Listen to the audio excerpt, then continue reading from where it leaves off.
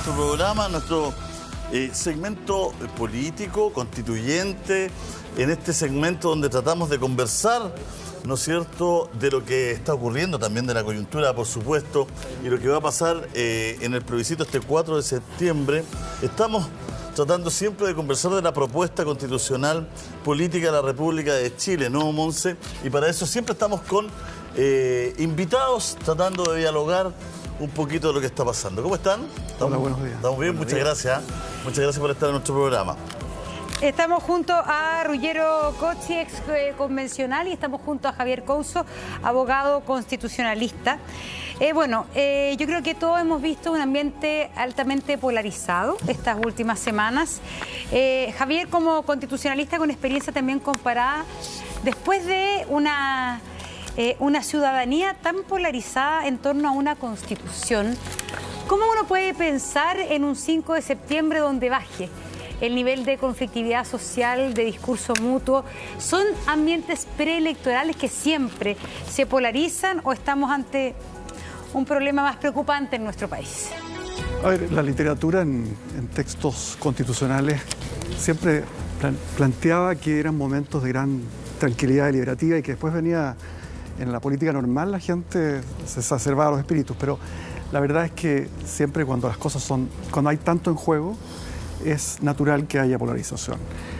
Pensemos en Inglaterra, un país tan civilizado como el Reino Unido, el Brexit, que tuvo connotaciones constitucionales, finalmente era salir de un orden europeo. Y sin embargo, se procesan las cosas y uno sigue viviendo en el mismo país y hay que continuar viviendo juntos de la mejor manera posible. Así que yo miraría la mitad del vaso lleno. Hace unas semanas atrás vimos hasta amenazas de muerte por programas de YouTube y eso, hubo mucha preocupación y yo creo que llegamos, ayer hubo un incidente que pudo haber terminado muy mal en el Alameda, pero la mitad del vaso lleno es que yo creo que para lo que está en juego, que no es poco, y para la exacerbación, palabras sacan palabras, creo que que si las cosas no empeoran estos 3, 4 días, y que yo creo que no hay ninguna razón para que eso ocurriera, estamos en una situación expectante de volver a recordar que estamos en un mismo país y que tenemos que vivir juntos. Pero ahí lo que se requiere, Ruggero, es una nobleza de la clase política que hoy día ve uno muy escasa. Hoy día la verdad es que hay una especie como de oportunismo constante respecto a tirar agua cada uno para su molino y una pérdida de perspectiva del país a largo plazo y del país real, que no se siente identificado con ninguna de las opiniones destempladas de lado y lado. Entonces, más allá de que tú fuiste convencional, hoy día, ¿en qué medida está en el Congreso Nacional la llave de un país más tolerante? En el Congreso Nacional, que son los políticos que hoy día están a cargo, más allá de lo que diga el gobierno o no, de darle finalmente una perspectiva de proyección, de reconciliación, etcétera, pase lo que pase, rechace o se apruebe mayoritariamente. No, yo creo que tú tienes mucha razón, Montserrat. Después del plebiscito que vamos a tener el 4 de septiembre, yo creo que se requieren dos actitudes muy importantes y que no estuvieron presentes lamentablemente en la Convención Constitucional. Una es autocrítica, para aquellos que salimos derrotados, por ejemplo, en la elección de constituyente. Nosotros hicimos nuestra autocrítica, aplicamos humildad y tratamos de sacar lecciones. Yo creo que después del 4 de septiembre, la alternativa que salga derrotada va a tener que aplicar mucha autocrítica. Y por el otro lado, los que sean vencedores ese día, mucha generosidad, y tú lo has dicho, Montserrat, hay que tener generosidad, porque tenemos que reencontrarnos y redactar una constitución es justamente eso, es encontrar los puntos de encuentro, es encontrar aquellos mínimos comunes que nos permitan convivir como sociedad. Yo quiero decir una sola palabrita respecto de lo que ocurrió ayer en la Alameda.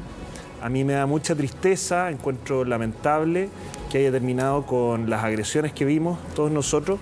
Creo que se tiene que investigar y determinar responsabilidades para aquellos que sufrieron lesiones. Esta imagen de una carreta atropellando ciclistas es muy terrible, pero también ojalá que esa investigación y esa determinación de responsabilidades se haga con objetividad, porque aquí yo también vi imágenes de provocaciones, de guasos con sangre en su cabeza, en sus manos, Y creo que aquí no es bueno que las autoridades tomen partido por una u otro bando. Creo que se tiene que investigar con objetividad, presentarse querellas contra todos quienes resulten responsables, porque lo que yo sí conozco del mundo agrícola y rural es que los guasos, la gente del rodeo, es gente pacífica.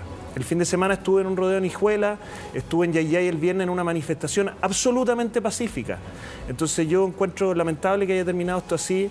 Habla del clima de polarización, pero frente a provocaciones es bueno que se investigue a todos quienes estuvieron involucrados en esto. ¿Usted apoya que siga el rodeo? ¿El rodeo? Por supuesto que sí. Es una gran tradición hermosa que reúne a las familias, a comunidades enteras, y creo que es importante también explicar cómo vive este modo de existir en el campo, en la ruralidad, y cómo tiene que convivir con aquellos que les preocupa legítimamente la salud de los animales. Creo que hay mucho por difundir, porque no hay nadie que cuide más a los animales que los guasos y que las personas del campo. Seguimos, porque el tema que nos convoca es la plurinacionalidad. En este caso vamos a hablar de esto.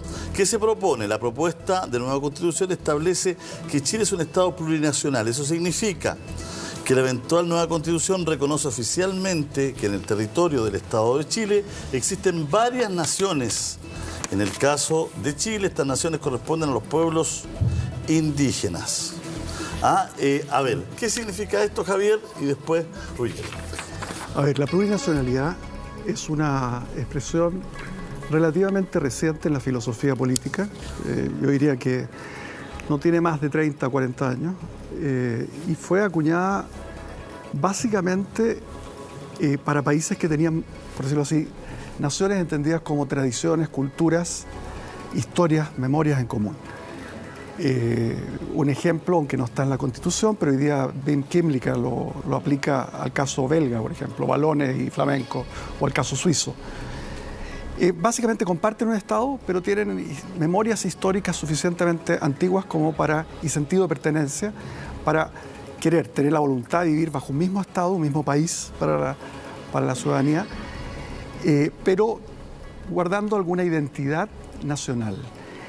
En el caso latinoamericano hay dos países que lo tienen, Ecuador y Bolivia, a nivel constitucional, y básicamente implica que hay reconocimiento de la Constitución. El texto que elaboraron en la Convención dice pueblos y naciones dentro de un mismo Estado, que es indivisible y que no puede entrar en movimientos de secesión territorial. Eso es lo que fue aprobado, pero como todo concepto jurídico constitucional tiene que ser, por decirlo así, llenado de contenido por la ley y la jurisprudencia, pero particularmente la ley. Y mucha gente se dijo, ¿por qué no hablar más que de Estado, más que plurinacional, intercultural? ¿Por qué no, de alguna manera, porque plurinacionalidad puede tener implícitas ciertas connotaciones subjetivas o otras más objetivas, pero no hubiese sido lo mismo, pero semántica menos conflictiva, que se hubiera hablado de multiculturalidad y no de plurinacionalidad, Javier? A ver, yo en términos de la semántica soy bastante, digamos, práctico. Les voy a poner un ejemplo. Se hizo mucha cuestión respecto de esto de poder judicial, ¿se acuerdan? De si dejaba de ser poder.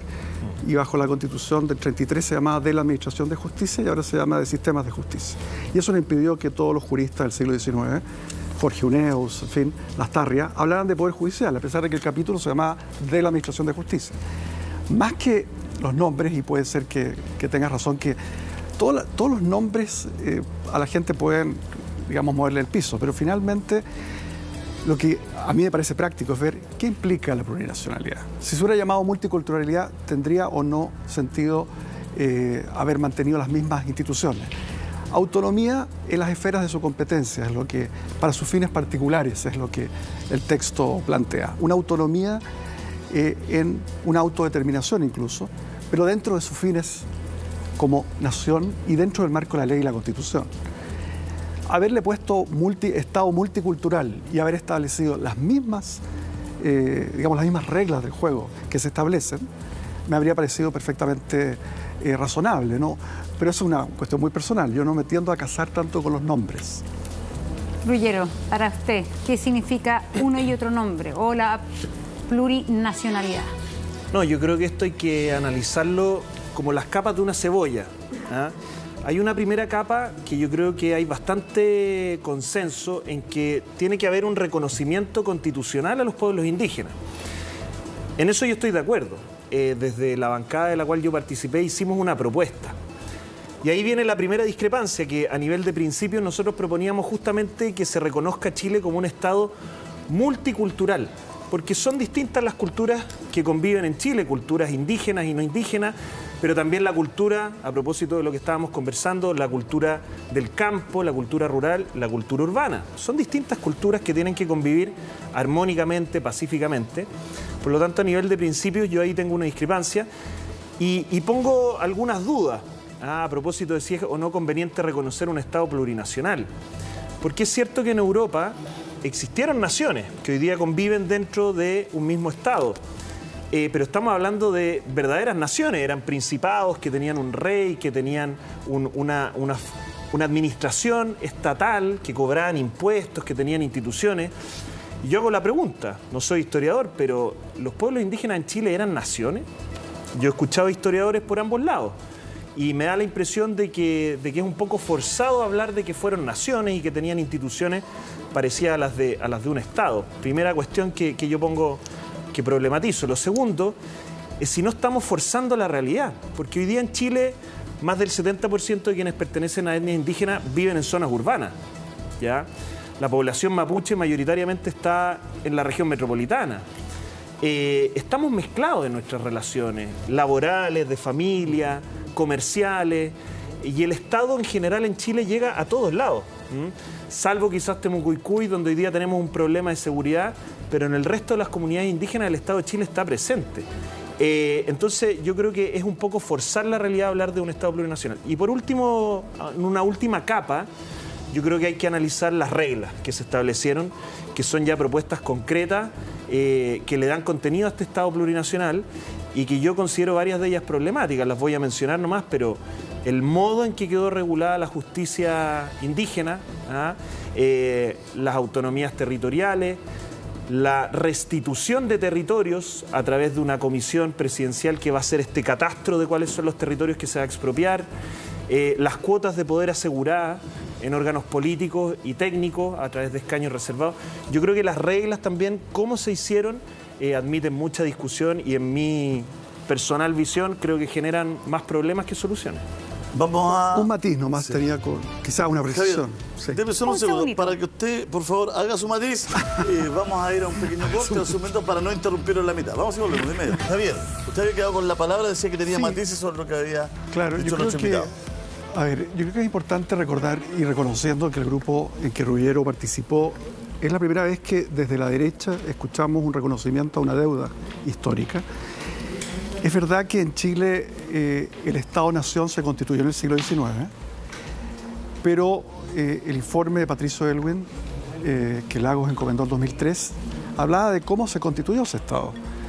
Y es muy duro con el Estado de Chile. Patricio Aylwin, que es un presidente que todos consideremos era alguien muy serio, en una comisión que estaba desde Ricardo Rivadeneira, en ese momento un ex dirigente de Renovación Nacional, pasando por Felipe Larraín, ex ministro del presidente Piñera, concordaron dos cosas muy importantes.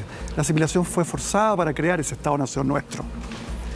Y la asimilación forzada incluyó, lamento decirlo, estas palabras son duras, genocidio, lo dice el informe. Eso es exterminio, de particularmente Onas, Alacalufes en el sur, pero también en la zona de la Araucanía. Eso en el siglo XIX. En el siglo XX incluyó despojo, expoliación, dice. Y la asimilación forzada, en alguna medida, obligó a esos pueblos a perder su idioma muchas veces.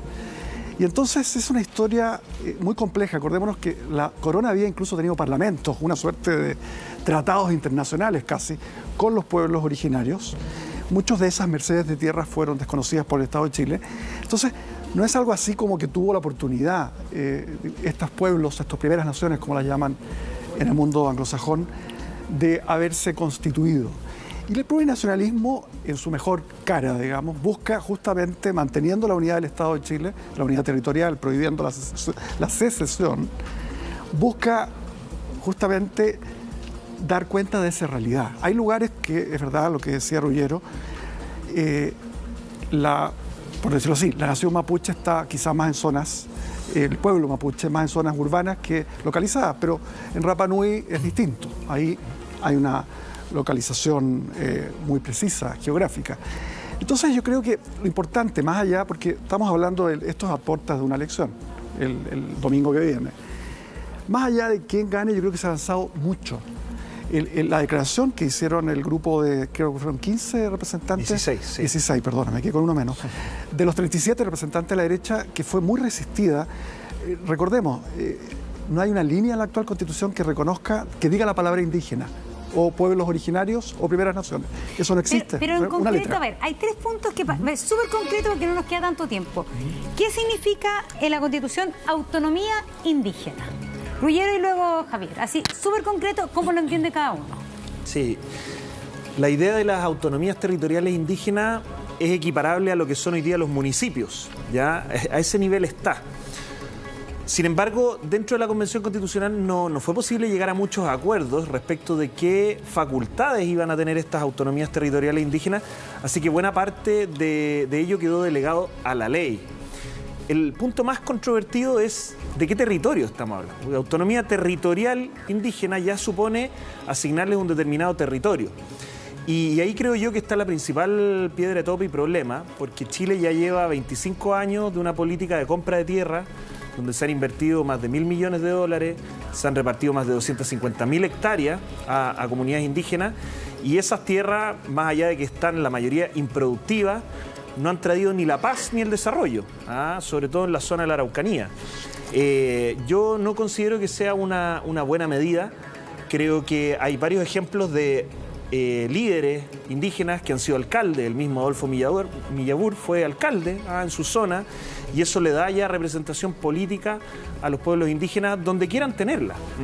Pero de ahí a estar creando zonas que van a ser administradas conforme a costumbres, derecho indígena, y donde el resto de los chilenos nos vamos a sentir un poco extranjeros. Estoy haciendo obviamente una analogía, pero nos vamos a sentir un poco ajenos a esa zona. Yo creo que no es una buena idea. La autonomía territorial está regulada en el artículo 234 de la propuesta, y como decía Ruggiero, entrega a la ley la configuración de sus facultades, incluso cuáles van a ser creadas. Esto de la restitución de tierras va por un carril separado. Una cosa es crear una autonomía regional que tendrá que incluso... Va a haber mucho trabajo desde antropología social, saber dónde hubo efectivamente un territorio indígena, va a haber un catastro. Esto se hizo en Nueva Zelanda. Allá se han distribuido $2.500 millones. Es un país desarrollado, pero con muy pocos habitantes, Nueva Zelanda. O sea que Chile tiene algún espacio ahí. La restitución es preferente, pero no obligatoria, no es exclusiva. La restitución de tierras, como quedó en la Constitución, como materia de reparar, porque la restitución, esto es importante, hablábamos de despojo. Un informe de verdad que dice los maltratamos y ahora quedamos, ya lo dijimos, así que estamos todos bien. No funciona así el mundo. Los maltratamos y tenemos un deber de reparación. Y ese deber de reparación incluye esto que se llama reconocimiento en filosofía política. Hay dinero, distribución, y por otro lado reconocimiento. Y yo creo que es muy importante, de cara, gane el apruebo o el rechazo, tenemos que intentar establecer una nueva relación, porque llevamos 20 años, particularmente en la zona sur, macrozona sur que se llama. Se ha intentado todo, se ha intentado restitución parcelada de tierras, se ha intentado militarizar la zona y nada ha dado muchos resultados, francamente. La vía institucional, la vía de reconocimiento es la única que no se ha intentado. Insisto, no hay una palabra para designar la palabra indígena en la Constitución actual, ni una. Y lamentamos que, de acuerdo a la actual Constitución, si el rechazo prevalece, esta Constitución base que no tiene una palabra dedicada es la que va a prevalecer. O sea, a menos que, por supuesto, se inicie un nuevo proceso que yo, en el caso de que hubiera... ¿Qué implica? Porque eso es lo que quiere saber la gente. Ese reconocimiento, ¿qué implica? Salvaguardar las tradiciones, el idioma, sus colegios... Julio César, la ley lo va a definir, y la va a definir este Congreso, donde hay... La mitad del Senado lo controla la derecha. O sea, yo me invitaría a la gente a ponerse un poco en los zapatos de los pueblos originarios. Ellos son una minoría insular y permanente, como la denominaría un anglosajón. Una minoría permanente e insular, que no tiene posibilidad alguna de nunca ser mayoría. Ellos dependen de una ley montón de, por decirlo así, no indígenas, representantes no indígenas, para regular esto. No son ellos los que van a, digamos, darle contenido a esa autonomía. Lo va a dar este Congreso. Es decir, es que para entender todo lo que va a implicar autonomía indígena en detalle, va a tener que decidirlo el actual Congreso, si es que le dan los plazos. Mira, solo para contestar la pregunta, porque efectivamente tenemos que pensar cuál es esta deuda histórica, este reconocimiento. Es verdad que hay un informe que es muy duro con todos los atropellos, genocidios que efectivamente hubo en el sur de Chile respecto a los pueblos indígenas, pero ¿cómo lo solucionamos? Esa es la gran pregunta. Yo creo que para buscar la solución tienen que haber 3 precondiciones. La primera es que esto tiene que venir de un gran acuerdo. Y en ese gran acuerdo, sin duda que tienen que estar los pueblos indígenas, pero también tienen que estar quienes hoy día viven en esos territorios. Y yo creo que uno de los grandes errores de esta propuesta constitucional es que nos caímos al otro extremo, porque la agenda la terminó imponiendo los escaños reservados. Y se intentó marginar constantemente a quienes hoy día conviven en la macrozona sur, en el norte, con estos pueblos indígenas. Buscar un gran acuerdo, una primera cosa. Lo segundo, necesitamos un poco más de precisión. Ruggiero, al parecer el conflicto en la macrozona sur es precisamente por gente que no está interesada en este diálogo y en esta conversación, Voy ni para siquiera allá. en esta constituyente. O sea, es que tú tienes lo acabamos razón, de ver en el reportaje anterior, pero tenemos que tratar de avanzar con la parte dialogante, porque... Voy para allá, porque más allá de que se busque un gran acuerdo, donde hay muchos mapuches que ellos sí están por la salida pacífica. Si estos grupos terroristas, la CAM, no representan la gran mayoría del pueblo mapuche. Pero además de un gran acuerdo necesitamos más precisión. ¿Cuántos territorios? Yo una vez le pregunté a un distinguido académico del mundo indígena, él me decía 600.000 hectáreas es lo que queremos. Yo creo que hace falta precisión, poner un poquitito de más concretar qué es lo que se busca. Y en tercer lugar, el tema de la violencia hay que abordarlo, yo discrepo como lo está abordando este gobierno, protegiendo a las víctimas en primer lugar y ante todo, persiguiendo penalmente a quienes recurran a la violencia y dialogando con los que quieran dialogar. Yo creo que intentar dialogar con Héctor Yaitul y con quienes no están abiertos al diálogo es un gran error. Es perder el tiempo y no nos va a conducir a nada.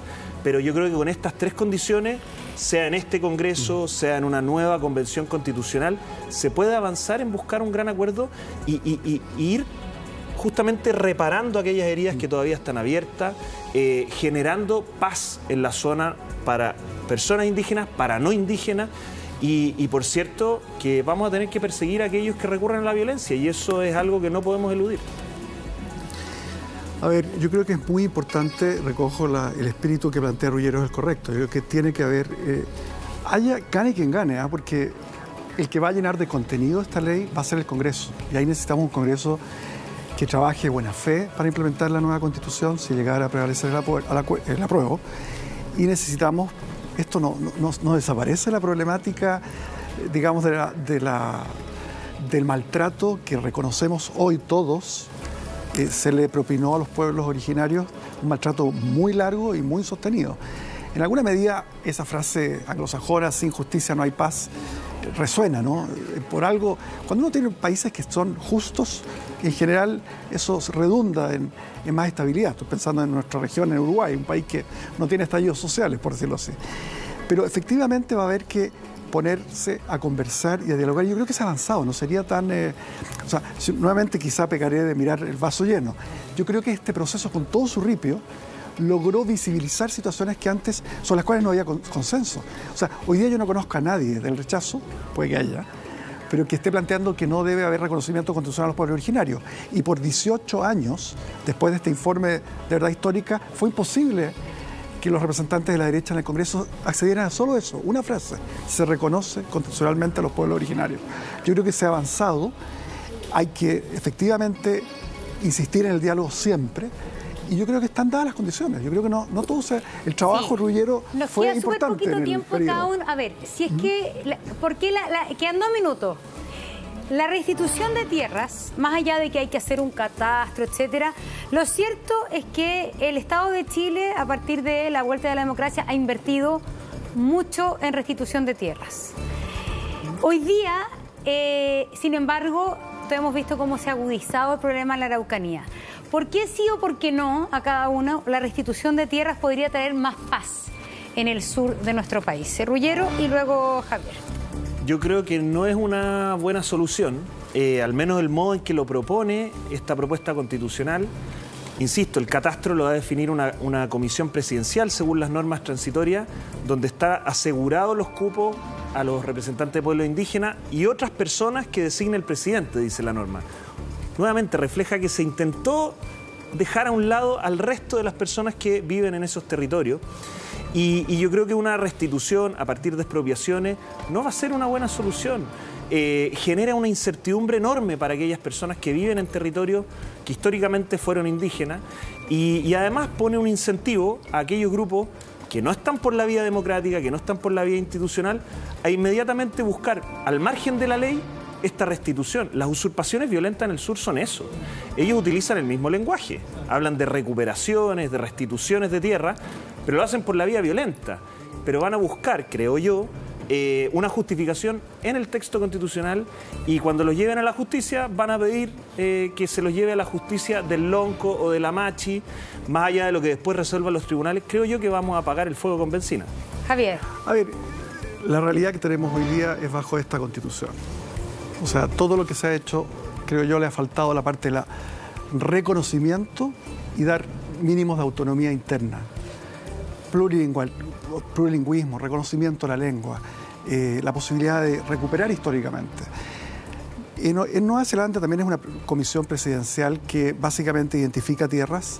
No es la única forma, yo creo que no ha dado, ya dio todo lo que tenía que dar y habrá que ver si es que hay alguna, los catastros son para ver si había un cementerio ancestral ahí y eventualmente en ese caso se hará una expropiación, pagándola por supuesto.